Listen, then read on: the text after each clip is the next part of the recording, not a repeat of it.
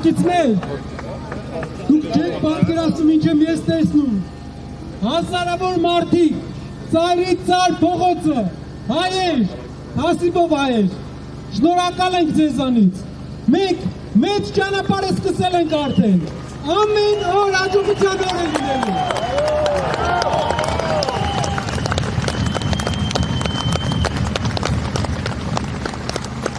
Աստված մեզ հետ է, իսկ եթե Աստված մեզ հետ է, ինչ կապ ունի։ Մոտակա օրերը մենք առաջարկելու ենք, ով որ ժամանակ ունի, գնանք Էջմիածին մայր տաճար ուխտագնացության ու դրանով ցույց տանք այս մարդկանց, որ Էջմիածինը անպաշտպան չի։